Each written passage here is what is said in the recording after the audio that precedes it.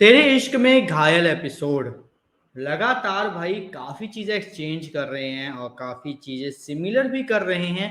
और कुछ चीजों को तो उन्होंने पूरा उड़ा ही दिया, साफ ही कर दिया स्टोरी से। जो सबसे ज्यादा जरूरी थी, या फिर मैं ये बोलूँ कि अगर उसको डाल देते तो थोड़ा सा और सस्पेंस और थोड़ा सा ज्यादा मजा आ जाता, या फिर इनको थोड़ी सी क्रिएटिविटी और वीएफएक्स का खर्चा और बढ़ जाता वो कह सकता हूँ। लेकिन उन्होंने उस चीज को भी पूरी तरीके से साफ कर दिया। और ये मुझे कहीं ना कहीं बहुत बड़े क्वेश्चन मार्क पर लाकर खड़ा कर रहा है कि इस सीजन की ये लोग एंडिंग किस हिसाब से और किस तरीके से करेंगे। क्योंकि सुनने में ये आ रहा है कि 55 से 56 एपिसोड है, 55 टू 56 एपिसोड होंगे जो इस सीजन में होंगे। उसके बाद अगला सीजन आया तो ठीक है, नहीं आया तो ये शो इसी मतलब 56वें या 55वें एपिसोड पर खत्म हो जाएगा।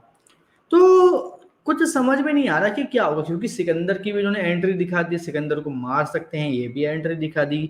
और ईशा भी बाहर है, काव्या भी बाहर है, तो स्टोरी कुछ कैसे आगे बढ़ेगी ये समझ में मेरे आ नहीं रहा।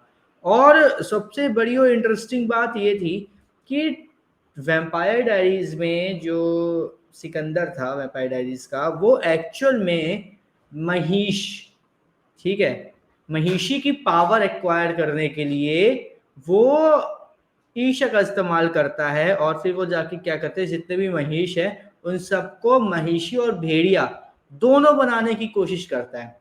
लेकिन यहाँ पे हमें पता चल रहा है कि वो पहले से ही महिषी की पावर एक्वायर करके बैठा हुआ है। और उसको बस जो ईशा है उसकी जरूरत इसलिए है ताकि वो महिषी की जो पावर है वो जगा सके। क्योंकि महिषी की जो पावर थी वो उसको मिल चुकी थी बचपन में ही, लेकिन उसकी जो राक्षसपना था उसको देखकर एक योगिनी ने उसकी महिषी महिषी की जो पावर है उसको बंद कर दिया और सिर्फ उसको भेड़िया की पावर दे रखी है। इसलिए भाई उसको ईशा की जरूरत है ताकि जो महिषी की पावर है वो अनलॉक हो सके। ठीक है, वेल एंड गुड। लेकिन भाई वो इतने सालों से था कहाँ ये नहीं पता, उसकी कोई फैमिली क्यों नहीं है, उसका जो भी मतलब एक्स वाई जेड था, कुछ भी हिस्ट्री के बारे में पता ही नहीं है। वो एकदम से अपीयर हो रहा है सामने आ रहा है कि भाई ये मैं हूँ सिकंदर, ऐसे करके। तो ये थोड़ा सा मुझे अजीब सा लगा।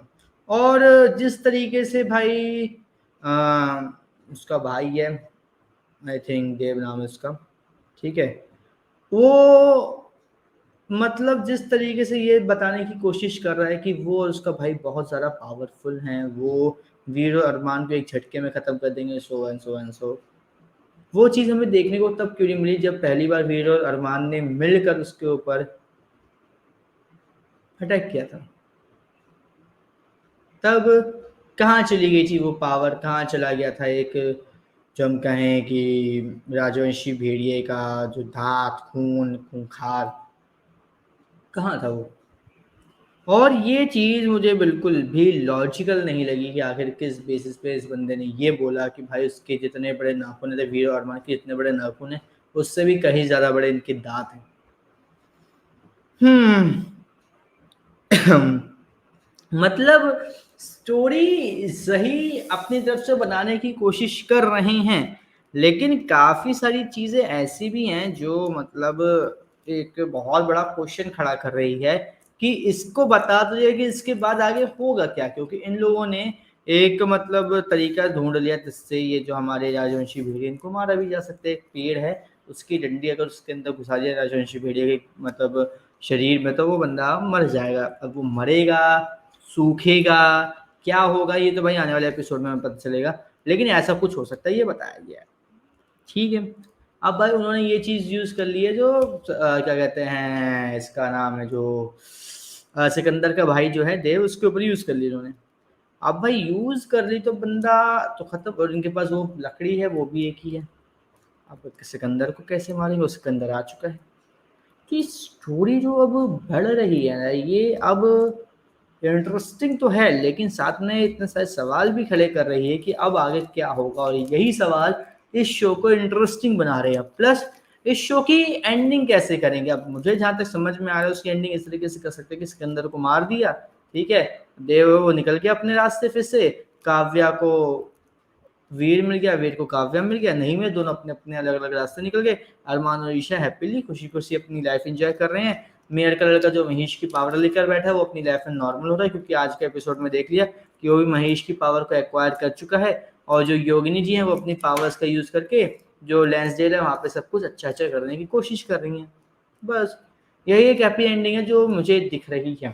बाकी जो चेरी भेड़िया बनी है उसको भी कुछ ना कुछ ये लोग करेंगे, कंट्रोल करने की कोशिश करेंगे और बाकी जो भी चीज़ें हैं उन सबको थोड़ा-सा मतलब कंट्रोल किया जाएगा। लेकिन जिस तरीके से अभी कहानी चल रही है, इतना सब कुछ 3 से 4 एपिसोड में लोग कैसे दिखाएँगे, ये बहुत ज़्यादा मुश्किल है।